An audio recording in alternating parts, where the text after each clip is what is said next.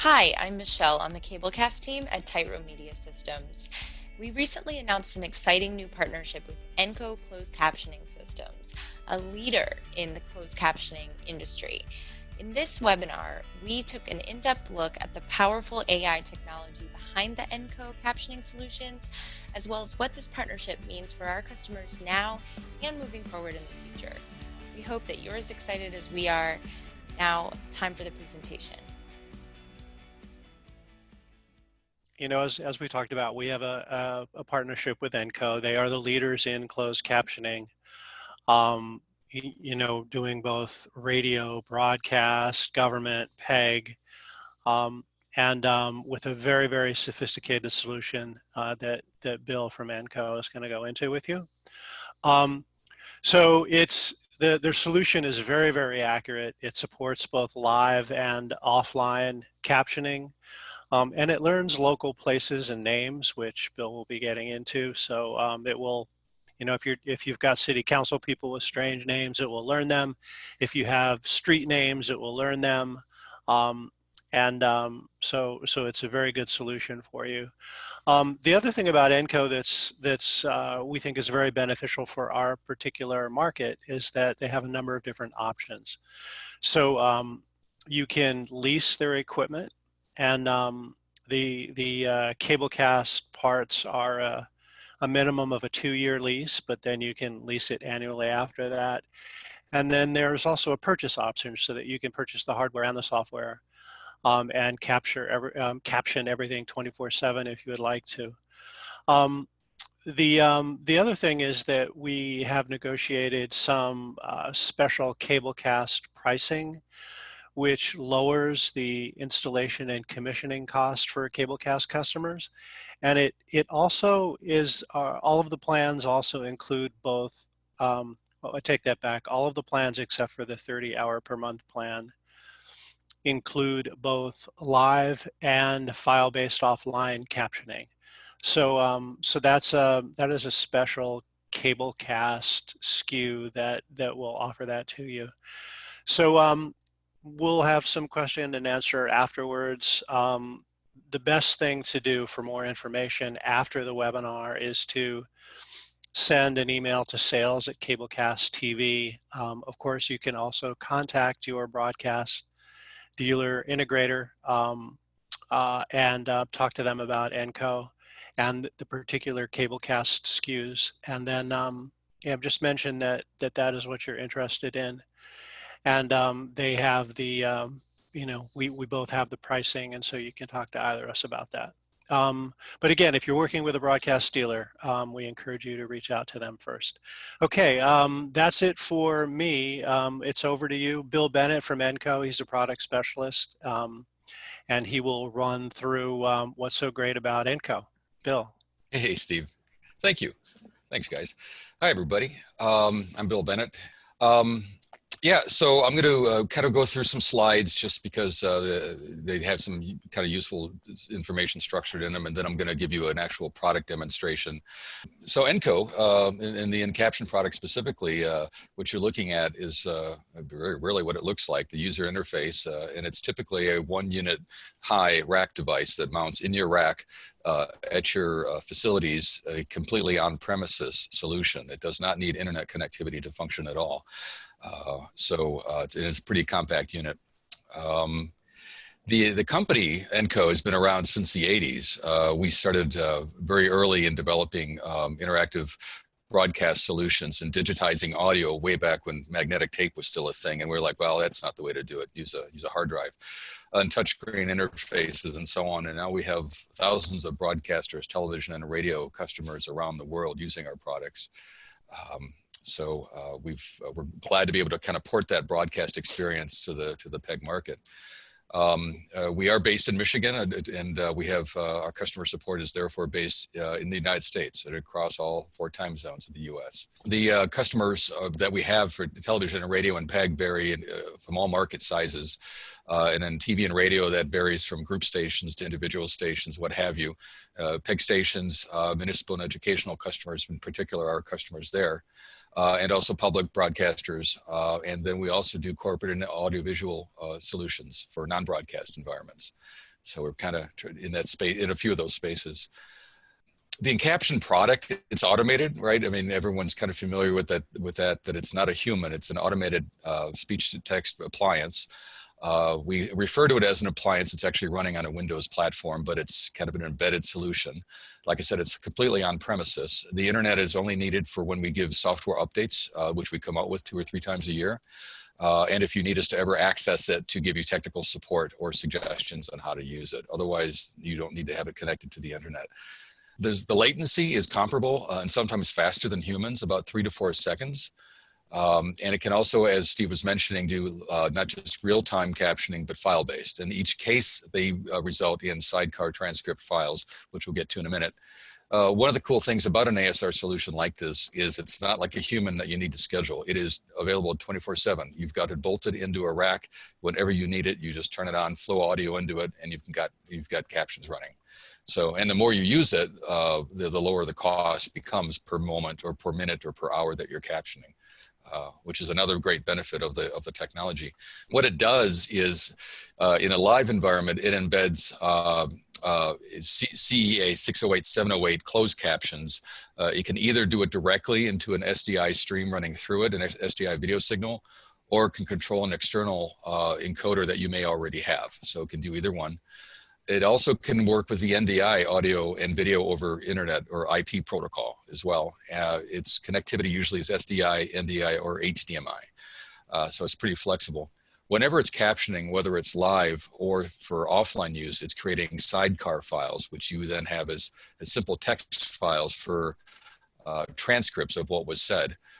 And those, if you're doing videos offline, especially, you can marry those back up with the videos that don't have captions and incorporate captions that way in a post-production environment. And I bet many of you do that already. Another neat feature it can do while it's captioning live is generate HTML web-centric streams, scrolling captions that are exactly the same captions that would be overlaid on the video or embedded as closed captions. We can also stream those to a website or to smart handheld devices that you may have, or to perhaps sometimes it's used in like what's called a CART environment, which is like a closed circuit video environment in your meeting room. If you have an audience in there, the same captions that you're sending out onto your broadcast could be sent to local displays in the room at the same time. And it's because it's based on a computer platform, it's very flexible with audio and video that it can work with as well. And it can even caption live audio and video streams over the internet. So if there's for some reason you need to caption a live video or audio stream that's already on the internet, you can just tell it what URL to look at and it'll start captioning that. One of the reasons why our enCaption product is really good and its accuracy is in the mid to upper 90 percentile range is because it's a machine learning environment. It's based on artificial intelligence. And so I mentioned the software updates that we come out with. That's because we keep working at teaching it and improving it and telling it basically when it's correct. We tell it it's correct when it makes errors. We tell it makes errors and it gets smarter. If only I was that smart that I could actually learn from my own mistakes. So it definitely improves over time. There's 3 different ways to add word lists and dictionaries into the enCaption device. We can schedule mechanisms that can connect to agendas. If you have text files of agendas of meetings coming up, we could fetch that and pull it in as Steve mentioned, unique names, council people's names, street names, town names, businesses that might be on an agenda or popular that you often may talk about in your region. You know, those names can all be imported into the system, and it does it in a fashion that it's very efficient. So it doesn't keep the words it already knows. It just retains in memory the unique ones that you've just told it will matter for the meeting coming up. We also have ways to do what are called pattern matching filters. So I have this example in this slide of someone named Chris Megafan. Well, is that Chris with a K or with a C? Well, so we instructed that whenever her name is mentioned in that order, Chris Megafan, it's with a K. So there's ways to improve that kind of ambiguity that it might have with not knowing certain proper spellings of certain people's names. Definitely no voice training needed for this type of product. The AI is so smart, it doesn't need to be taught whose voices it is expected to caption. And it has multi-language support. We sell it, of course, the most popular in the US is English, but we have actually for real-time captioning, we can caption in any of 15 different languages. And then we also have an offline ability to caption an additional 14 different languages. So there's a lot of different languages we can caption. It does caption one language at a time, however. A neat thing that we brought into the new speech engine that we have in this late last year was punctuation detection. So it is able to understand when someone is finishing a sentence or when they are up speaking to a question. And it adds commas and periods and exclamation points in that regard. And it also can understand when the tone of voice has changed such that it thinks another speaker is talking, someone else is talking. And that's indicated by a couple of chevrons in the caption stream. So, and there's ways that you can adjust those to kind of dial them in for your needs. I mentioned the regular software updates, 3 to 4 software updates a year is generally what we come out with, so pretty common. Some customers never update. They're happy with the results. Others like the latest and greatest. So it also has an ability to record audio in real time onto the hard drive of the computer that it's running on. So it could also be useful for recording your sessions at the same time it's captioning them. We also have a neat feature that we can delay the video running through it so that because there is that 3 or 4 second delay in captions, you can match up the captions perfectly in lip sync with the video coming through. Not too useful if you're using it in the room, but certainly if you're broadcasting that out and you can afford that 3 or 4 second slip in the video, then it looks even nicer to have these captions spot on. Don't go blind reading this diagram too much, but this is sort of a top level technical diagram of how it might work. The system's designed to work in applications that are quite varied, so you can see there's a lot of ways to get things in and out of it, is kind of how I like to explain that. We mentioned the Sidecar files, right? The transcripts of either live or offline transcription captioning. There's a lot of different formats that are out there, and these are just screenshots of what different formats look like. Down the center is a list of all the formats that we do, that we are able to save in, and we can save in any combination of these at the same time. And most transcripts, the way you probably know, they're time coded to exactly what point someone said certain words, and they're all available on the local machine. Because it's a Windows-based machine, you can network it over your network. So these Sidecar files could be saved locally on the enCaption product, but you can access them from another computer over your network over your campus enterprise network. So you don't have to go directly to this machine physically to get to these, which is nice. I mentioned a little bit about the streaming of the HTML to a website or to like a in-room monitor that you may have or a smartphone. These are a couple of screenshots of what that would look like. An added thing here is, so on the left, or actually in the center of the screen, you see a lot of these little blue buttons. That is what is called our remote control API. It allows you to control almost all functionality of the enCaption product via a web page anywhere else that it's connected to on your campus, within your offices and in government buildings, wherever you may need to control it from. You don't have to go directly to the computer interface and control it. We can even automate into some conference rooms has AMX or Crestron control systems. If they can send commands over an IP network, we likely can connect to that and be responsive to that. So that might make it easier for some of your meetings to start with a big button that says captions on and another big button that says captions off. We can integrate with that.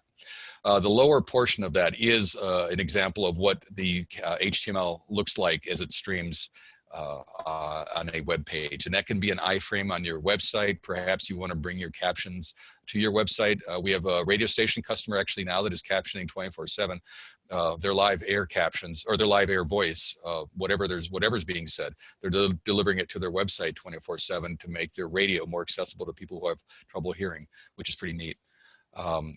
So there's a couple of other things you can do with that. One example is I mentioned CART, again, a technology where captions are used in the room. Well, that's an example there where you see the monitor is streaming real-time captions of what's being said, and it's just constantly scrolling. And then the lower half happens to be our company logo, but that could be, it's a bitmap or JPEG image. It could be anything like an agenda coming up. That's built out of a web page, so it could be part of your digital signage, something like that. It's pretty simple. What you're looking at here is, again, the environment or the graphical user interface for enCaption. At the left, in the top left, these are actually the captions as it spits them out. And again, it can drive an external encoder you have, or it can do it internally with an optional piece of hardware that we attach to it in the computer. The lower left is a running log file. It's useful for diagnostics and just watching the stream of captions go by. This button here in the center, you can switch to the offline mode if you want. I'll just show you the real time because that's more interesting to watch. What I'm going to show is a video clip that is saved on this computer locally. It's of a town meeting, and I'll let it go for maybe 30 seconds or 15 seconds. It's not audio coming into the computer live because I don't really have an audio feed connected to it, but it's the same thing. It is captioning the audio live, and you'll see it. So here we go. We want Chris to come back to us. If it turns out the estimate is not correct for whatever reason, and he's really solid on it, if it's going to run over, then we want to hear about that. And if it's significantly over, of course, we may need to make a new decision depending on the cost. But at this point, that's why, Hans makes the good point. We're on the edge of, is there enough information? Is Chris given us enough to move it to the board? Either way, we're moving it to the board for them to deal with the policy issue, which seems to be the #1 issue here. Okay, it's not the money. So there's really not a whole lot to it. There is without getting too detailed, there's these log files I mentioned that you can go in and diagnose, see how the captions are logging. That's pretty arcane technical stuff. Most folks don't really care to look at that. This is a setup screen where you can, we've actually been adding a new feature where we can stream captions from Zoom meetings here. This is the Sidecar format control sort of section where you select which Sidecar transcript files you want it to save in. We have another filter list here. This is what I mentioned before about 2- and 3-word pair matching. It's funny, I scroll way down to the bottom here. The computer doesn't actually know that ENCO is a word, right? It's not really a word. So when it hears encode, when it hears encode systems, it thinks it hears encode systems. So in this case, we just tell it the incorrect spelling and the correct spelling, which is pretty neat. And that goes in 2- and 3-word pattern matching pairs there. So, and then lastly, what we call the source configuration window.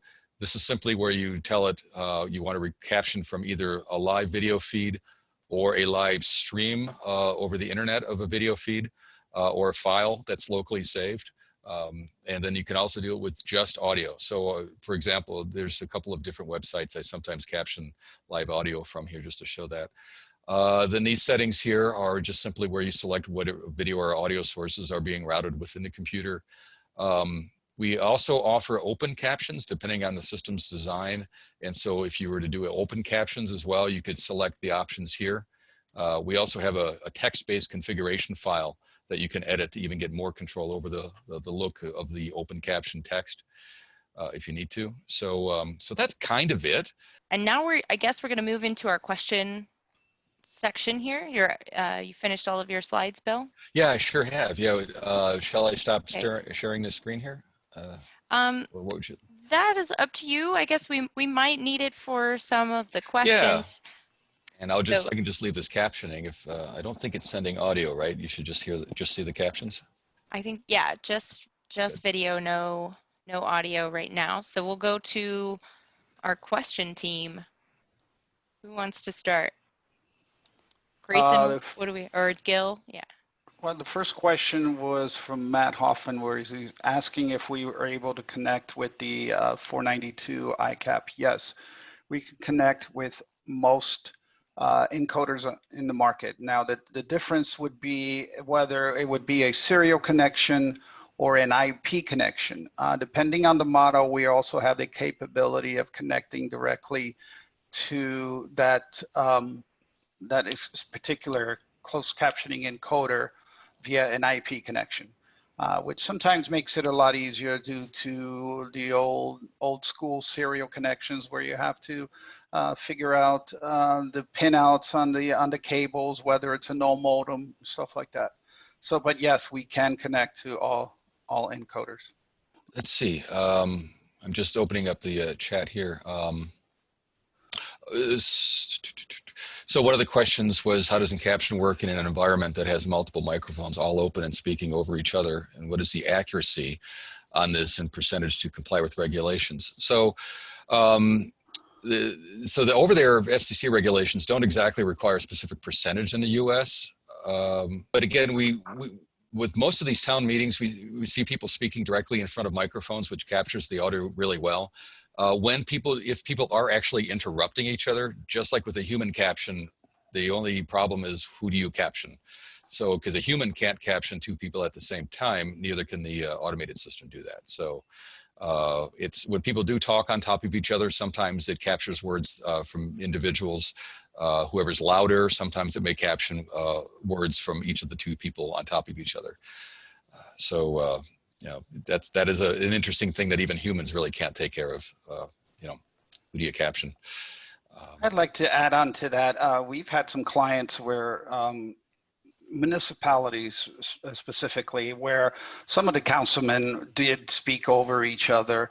And during our install, you know, we also worked with their technical team to explain now to the councilman that, hey, we're using automated closed captioning now. You're going to need to take turns, speak properly into the microphone. So we kind of educated them as well as to what is expected out of them to help, you know, help with the better accuracy. So that is something that we do recommend as well, to educate the people who are going to be in front of those mics and who are going to be speaking. Of course, we can't control if someone walks up to the mic and has no mic experience, but remember, you know, the better the audio quality, the better the accuracy. The cleaner the audio, the cleaner, you know, the better the accuracy again. So, you know, and if we could get a mix minus signal, I know sometimes that is very complicated, you know, the better the accuracy. We are concentrating strictly on dialogue. That's what we're looking for. So if we could get dialogue coming in, you get a much better accuracy on the output. Thanks, Gil. Real quick, somebody asked, can it do upper or lowercase mixed? So it is, on the fly, you can flip the switch as I just did, and it is now doing lowercase, well, mixed case, actually. So although we usually keep it captioning in uppercase, it just usually reads better, but it depends on what you're looking for. Someone else asks, what options are there for multiple channels? We operate 12 different channels. So the enCaption device, and I'm sorry, that relates to a secondary question, and that's someone asking, is it rack mount available for 1 or 2 channel version? So each rack unit is 1 U high, and that is 1 enCaption instance that it can either, at that moment, that one device can either do live or offline.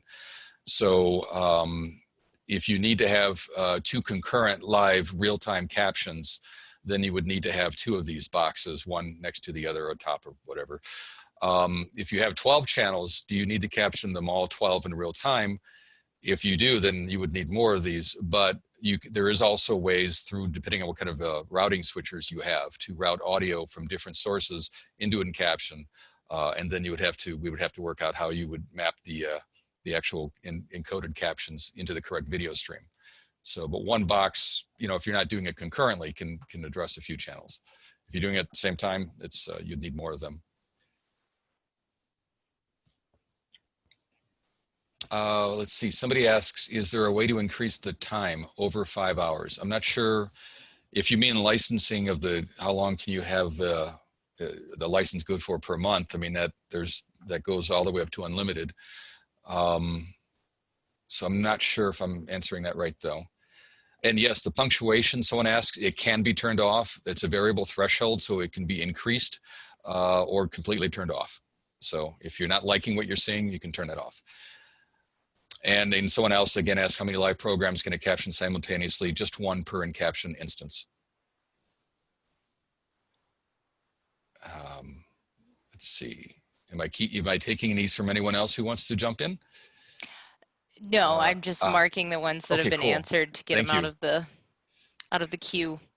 Someone asks, can it encode and decode? So I it's so, if you mean encoding captions into the video stream, we can do it or can control a third-party encoder. But I don't know what decode means, because it doesn't really decode captions. If you know, that would be like a viewer, a television or a web browser or something that's set up with a streaming endpoint to get that video or the captions. So apologize, I'm not quite sure what you mean by decode.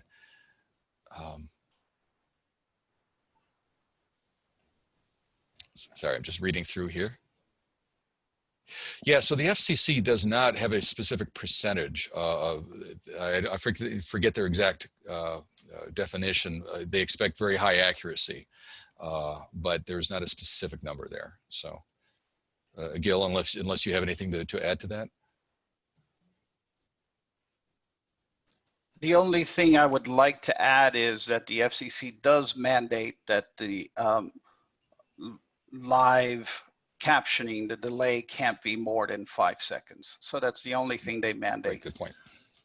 They do not mandate accuracy, but they, you know, they won't accept anything with a higher delay than 5 seconds on live captioning.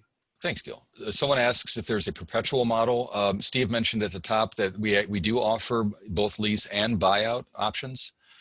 So sometimes the funding for a municipality does not allow for, we understand, the regular payments that a lease would require. So we do have a single purchase option for that. And you would want to talk to your salesperson on that, the details for that. But yes, we have a model now that addresses that. We've had that for a couple of years, realizing that not everyone can do a lease. So it's a little more money up front, but then you have it. So. And someone asked, can the speed with which the captions are displayed be adjusted? So it's a combination of things that impact that. It's the statistical analysis it uses requires that it needs to wait long enough to know when a full sentence or a maximum amount of 31 characters is reached, so it doesn't waste space. We could speed it up further, but then we start noticing that it does waste space and captions start to lag and there could be more errors. So 3 to 4 seconds is about the sweet spot. You can always slow it down further, but generally you don't want to do that because then your captions are going to be even further out of sync. As I mentioned, we have the ability to delay the video going through our unit if you use our internal encoder so that we can then marry the captions back with the live video on the output in almost perfect lip sync. So there is a way to accommodate that to tighten them up quicker. I'd like to point out something in regards to what you just said about the delay, the video delay. We can only do the video delay if the signal's coming in through an SDI. If the signal's coming in through, analog audio, we cannot do that delay. So the delay is only on the SDI that's coming in. Right, exactly. Delaying the video specifically, yeah.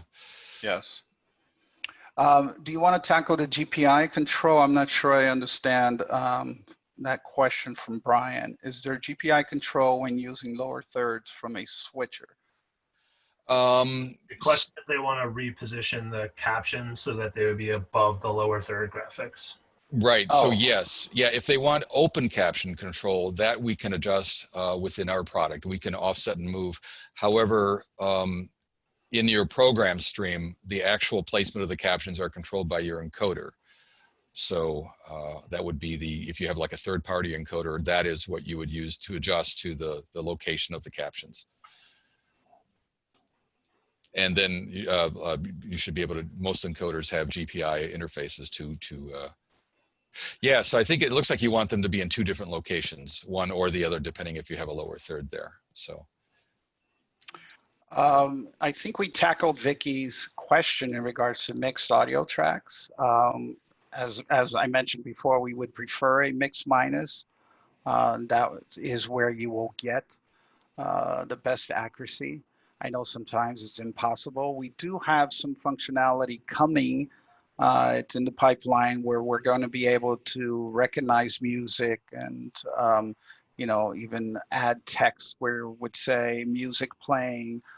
There's some other stuff in the works as well as far as recognizing applause, laughter. But yeah, the cleaner the audio signal, the better the accuracy. Yeah, definitely. Someone's asking, related to that, about music.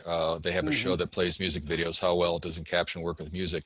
I'm surprised at how well it does with instrumental music, like music beds, you know, the stuff that is low enough that somebody's doing a voiceover over it.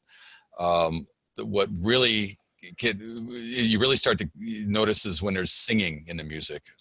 Heavens, an opera. Oh my gosh, that would be something.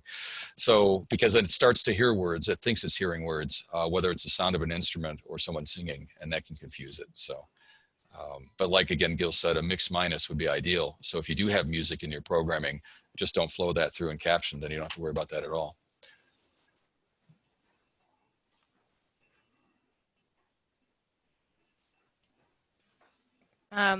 So we have a few questions, Gil. I don't know if you're keeping an eye on the chat. We have a few questions in the chat too that I'm not sure have made it into the actual questions. Okay. Yeah, there's a lot of great questions here. We don't have enough time. Does the unit have an HD SDI with embedded audio input and output? Yes. Because it's a Windows-based architecture, we can configure this lots of different ways. But a very popular way the most common way we do it is with an HD SDI input, and then we de-embed the audio from that and then send the caption data out either via serial or IP to your third-party encoder or via our optional internal SDI embedding card that we install in it. That therefore that workflow would be the SDI in with audio. We would de-embed the audio, do the captioning, and then send that same video back out with the captions embedded as CEA 608, 708 captions into the SDI signal, which makes it pretty elegant. So. We've also had quite a few questions about different languages and do you need separate encoders for multiple language captioning and things like that. So maybe you could just talk a little bit about translations and hardware requirements for that. When Bill said that we can do a variety of different languages, we can, as long as the audio is in that particular language. So example, I have a lot of clients in Latin America who are using our product. Of course, they're using Spanish, Argentina, Colombia, you know, Peru, Chile, but the audio is in Spanish. If we receive the audio in Spanish, we can caption in Spanish. So now in the situation where you want to do both, you know, that audio is in Spanish, we can caption in Spanish. So you will need a separate unit with the Spanish dictionary installed in it. Now we do have translation options as well. It's a separate product. It's called enTranslate. And the way it works is, Bill, do you want to go into that? Describe that? Or well, the enTranslate is so when you use enTranslate is a real-time translation that we can translate between any 2 of 47 languages. So you would use enCaption to first caption the audio in whatever language, one of the 15 live languages that we can caption. And then we have a cloud application running where you send that. That does require an internet connection. Then we process that data and send it right back with the transcription in the other language. That runs about 6 to 8 seconds total from original dialogue to translation in real time. So that's how that works. And one enCaption. We usually sell enCaption just as configured for one language, but one box can do multiple languages, just not at the same time, and that would require customization to do that. But it is possible to have one box, one enCaption unit, do one or more languages, just not at the same time, and we'd have to know that at the ordering of it to properly price and build it for you.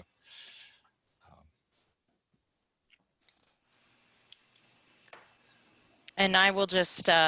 Bill, I'll share the link to the PDF that you sent me earlier with the languages for enTranslate. I'll share that in the chat.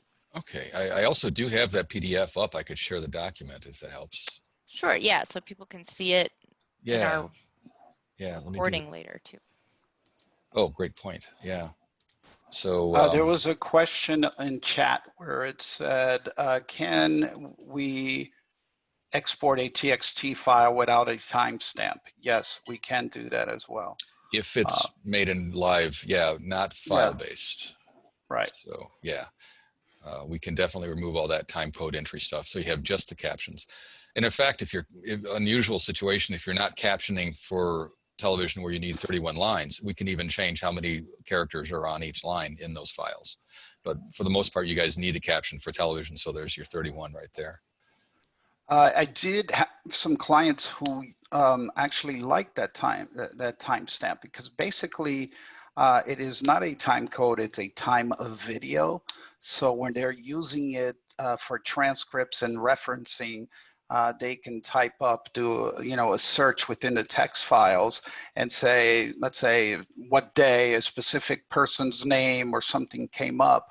Not only will they be able to find it within the text files exact date of when that meeting happened, but at the exact time when that person's name or that topic was talked about. So it is good for referencing and transcription.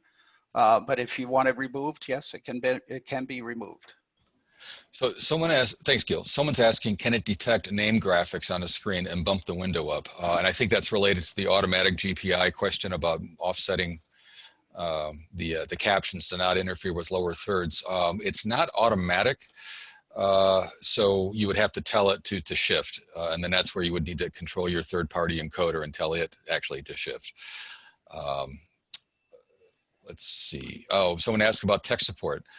With the Lease 24/7 tech support is included, and I'd have to check, Steve or Gil, because support is generally an option when you do a buyout, but I think we do have a requirement for the first year of support with a buyout. That's true. Yeah, okay, great. So now if you go without a support program after that first year, then you're not getting the software updates and you don't have that immediate phone access to us if there's a problem. That would depend on your comfort level with the product at that point. But it's comfortable when you have a lease having the 24/7 support, no doubt.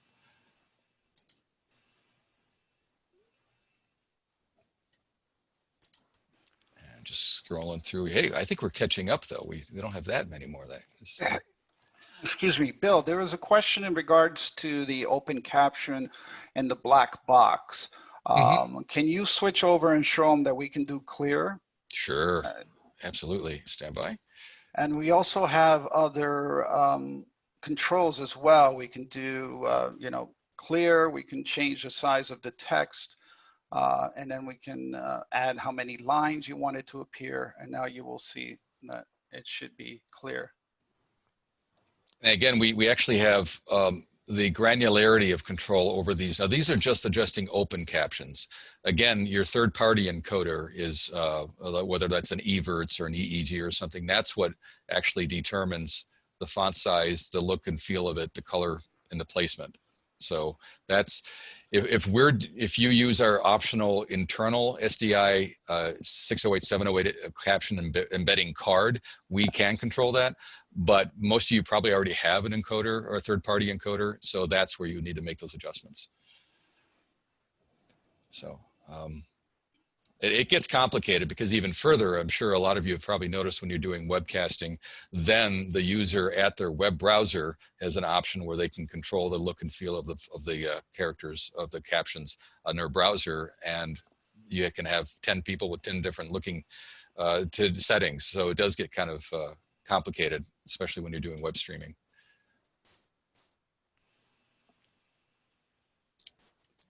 So, and I think that relates, Tommy had a question about positioning of the captions and the colors and such. So that, again, that's what the encoder does. I want to jump in and answer or not answer a couple of the questions. So there have been a number of questions about pricing, and I think it's a little bit, the pricing is a little bit complicated and tough to go over in a group setting. So I encourage you, if you have questions about pricing, to reach out to us, and we can reach out to us or your dealer, and we can go over that directly. And then the other thing I wanted to say is there's also been a couple of questions about integration, and right now at the initial stage of this partnership, there isn't an integration, but very, very soon we will do a basic level of integration. For example, starting and stopping from the Cablecast UI would probably be the first thing that we do. And so we'll talk about that, you know, probably through an e-blast when that is ready to go. And then before I forget, there was also a question I saw in here, I think it was in the chat section, about the ability to remotely start a captioning session. So maybe Bill or Gil, you could answer that question. Yeah, through the web API, if you have a web browser that's on the same network as the enCaption unit, then you can easily start and stop the enCaption system. In fact, well, this also start. Go ahead. I wanted to add on a couple of things. You can also start and stop it here manually. And then also there's the scheduling functionality where you can schedule something. So let's say you have an agenda where you know those meetings are. Can you bring up the scheduling functionality, Bill? You betcha. And we'll show them how you can schedule this. So, you know, any day of the week, whatever time that meeting's going to happen, we can start and stop it, caption, and do a variety of different things. So there is, you know, you do have the ability of using doing manually through the web API, through the scheduling, and also, if possible, and if you want to, you can do through GPI as well. If we can receive a contact closure from a, you know, from any kind of video automation system where we can trigger and start the actual captioning.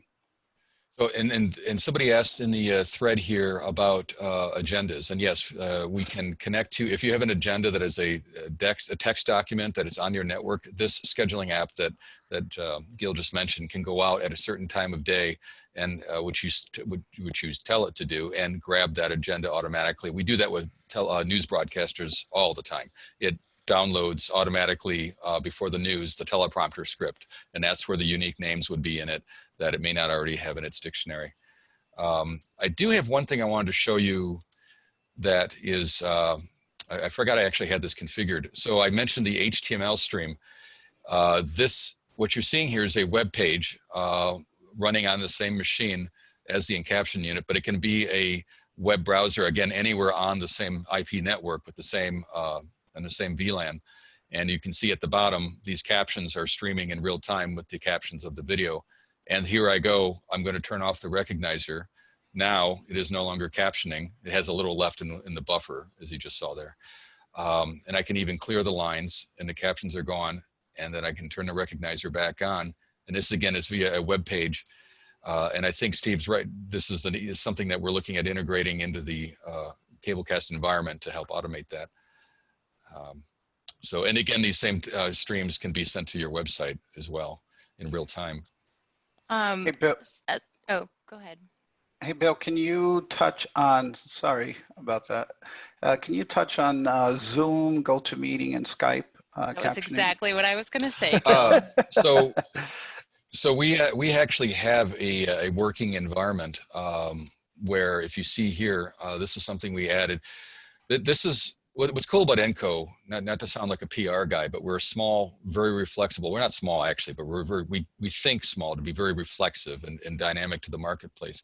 And as we saw Zoom taking off, we started getting customer requests that can we caption Zoom meetings over the last couple of months. And so about a month ago, we unveiled this new ability to caption Zoom meetings.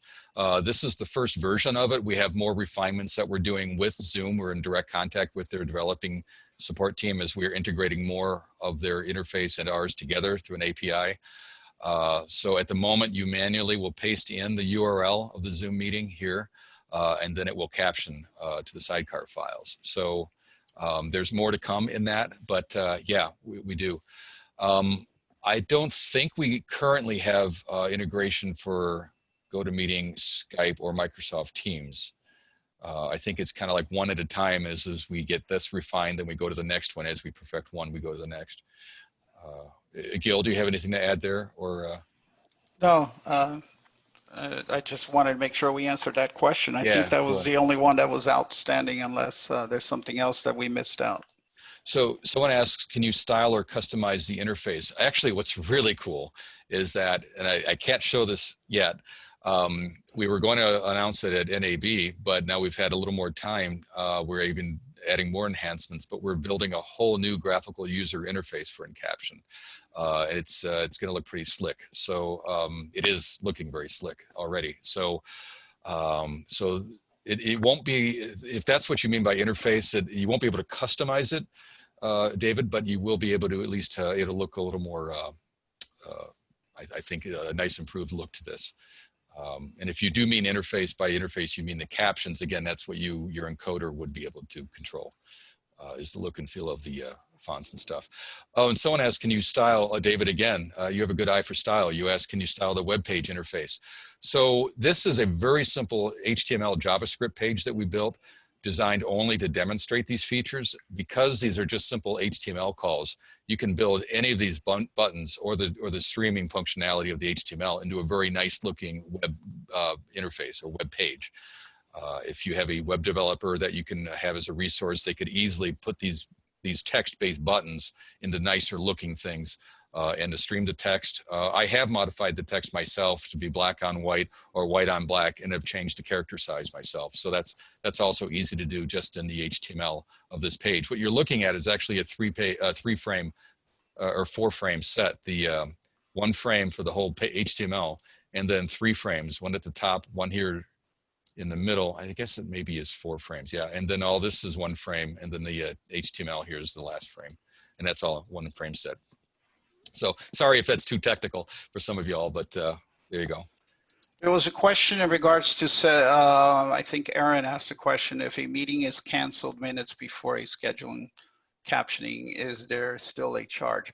Aaron, remember, this unit is there locally, and you have a certain amount of hours that you're going to use that month.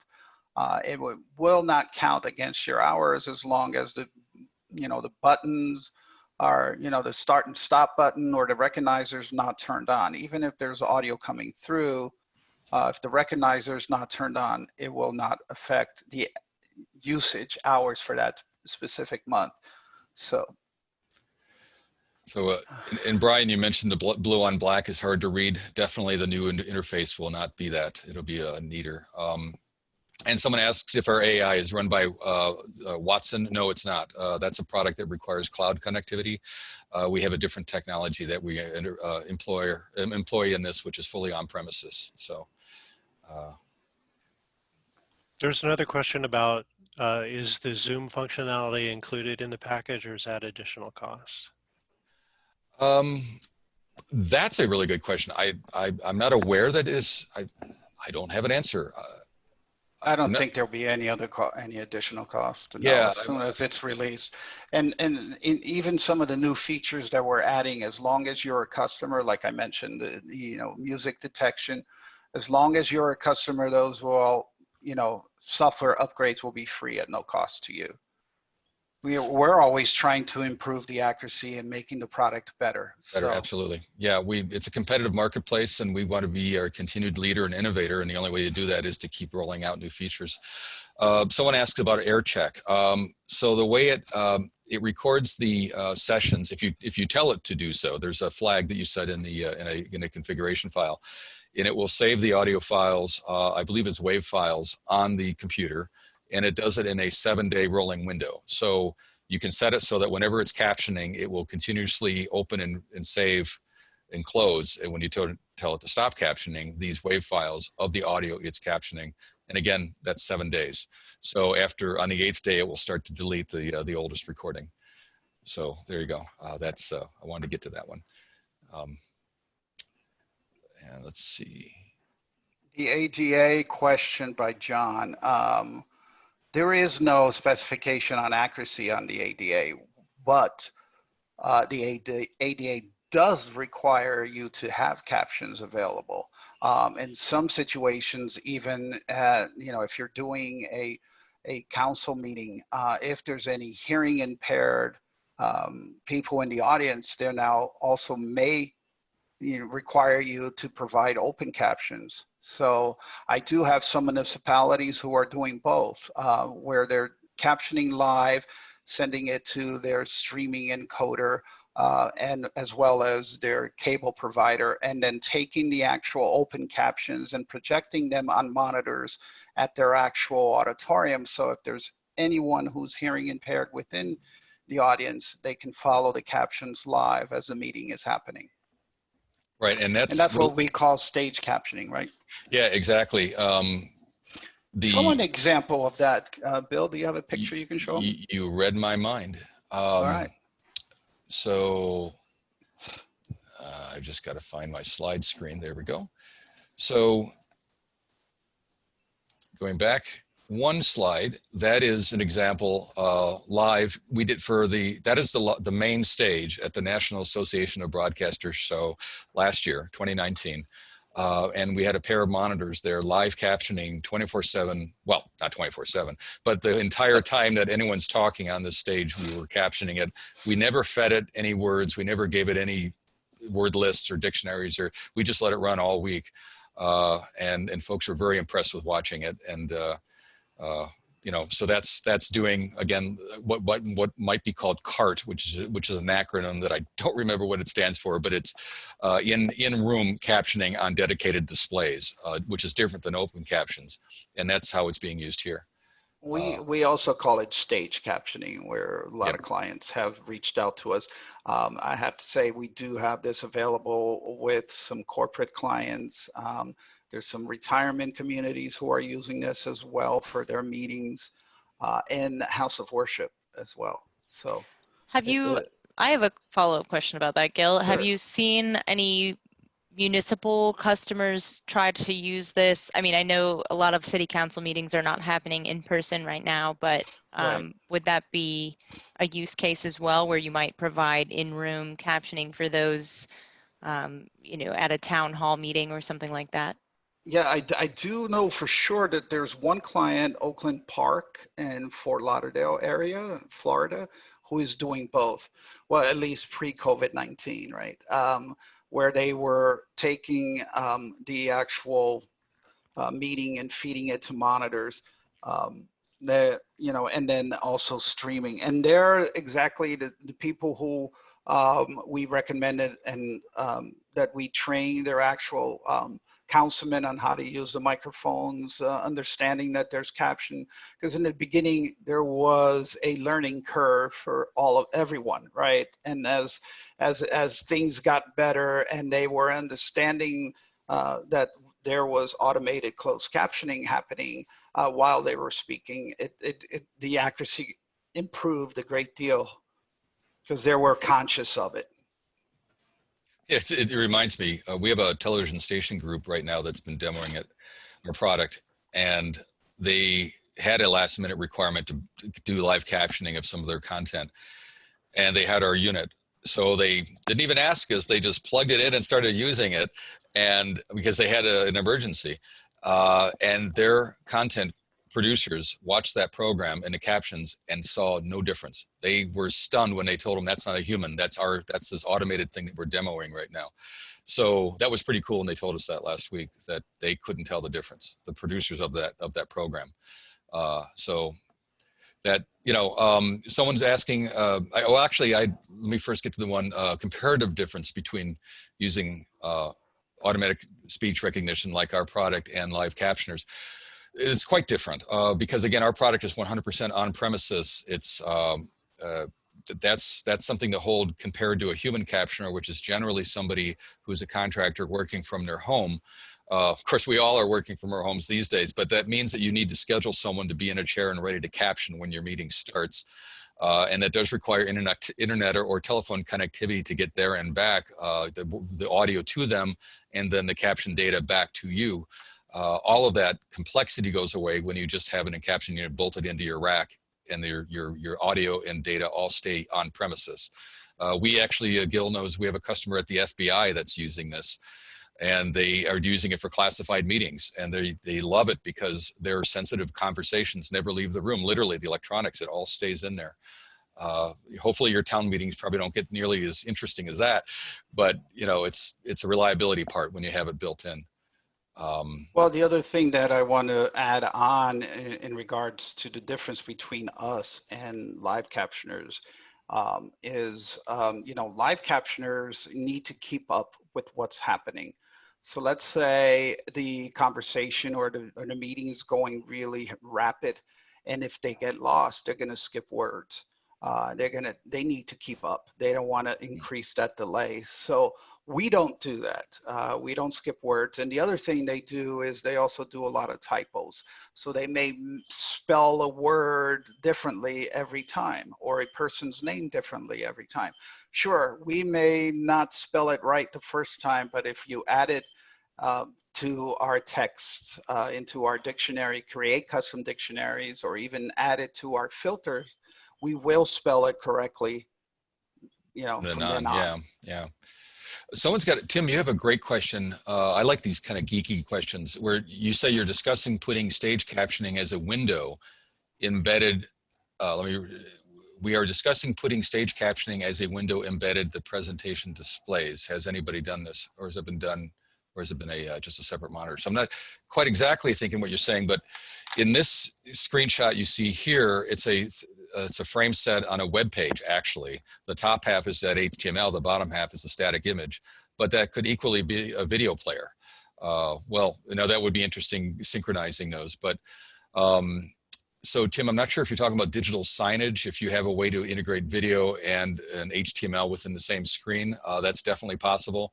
Again, we'd have to look at synchronization. Is the video and captions in sync at that point?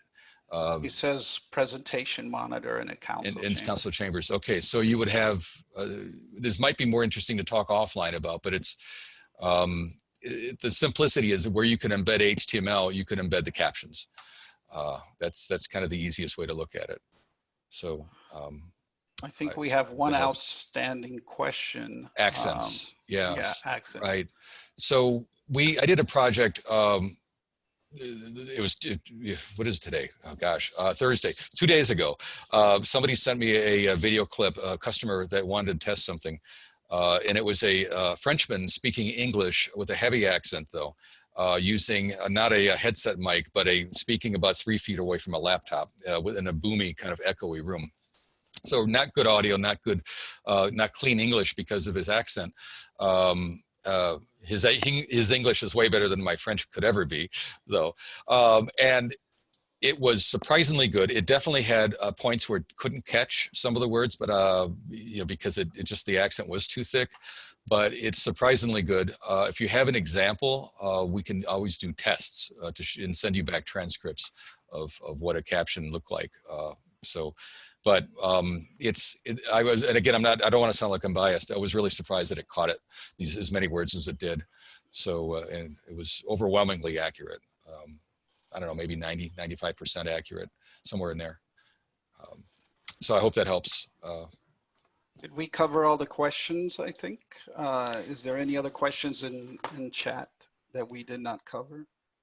I'm not, for those of you who put a question in the chat as opposed to the Q&A, we'll give you about 20 seconds here to try to type it into the Q&A box because we're over time and I know Bill has presentation stacked all day. Copy and paste, copy and paste. And Craig says thank you. Thank you, Craig, for joining us. Thank you, Craig, I'm going to go ahead. Thank you for those of you who responded to the last poll about follow-ups. I'm going to go ahead and end that poll now, and we will follow up with you or subscribe you to updates about the future of this partnership if that was something you requested. And like I said, 20 seconds. All right, we got one more question in the Q&A. Yes, so Brian asked, is there a way to shift text with the output card? So with our optional SDI 608-708 embedding card, yes, you can shift the text with that.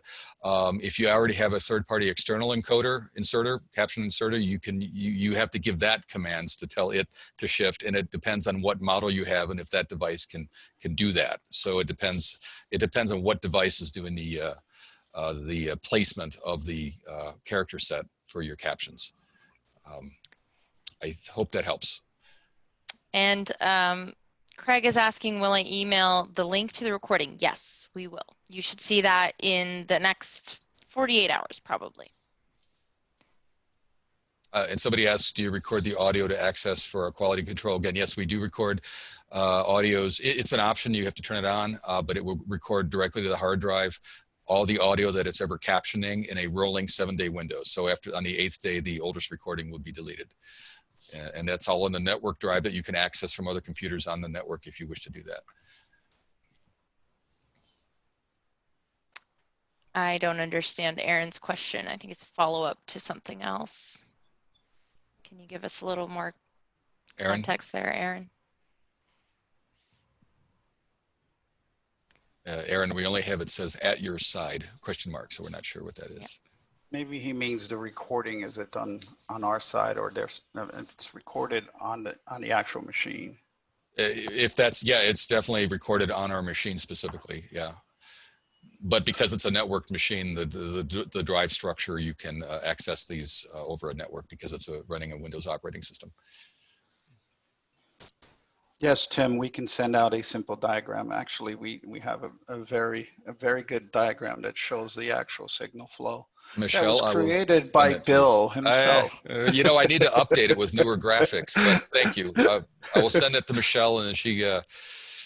So the follow-up document documents will be included with the recording link when I send that out. We'll send it all out as one big package, and including the link, the InTranslate PDF that I shared earlier, if folks didn't download that already.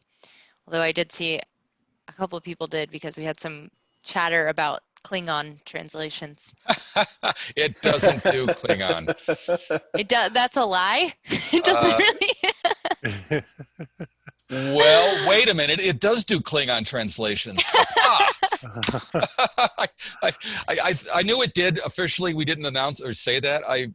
But it's in the list. I guess we are official with that. Okay. So, and Norwegian, which is also a beautiful language to listen to. But I'm sharing the document of the functional kind of overview document that Gil was mentioning. And really, I need to update this with the other features, to be honest. So, but that's most of the features right there. So, and Michelle, I'll email that to you as well. Thank you all. You've been so engaged. We always love to see that. These are great questions. We had 80 questions. This is fantastic. Yeah. Yes, that was awesome. Thanks for watching this first presentation in our developing partnership with ENCO Closed Captioning. We're excited for what this means for the future of our customers, as well as for the accessibility of content in your communities. Make sure to subscribe to our YouTube channel and also subscribe to email updates so you can participate in future webinars like this live. The link to do that is in the description of this video below. Thanks for joining us.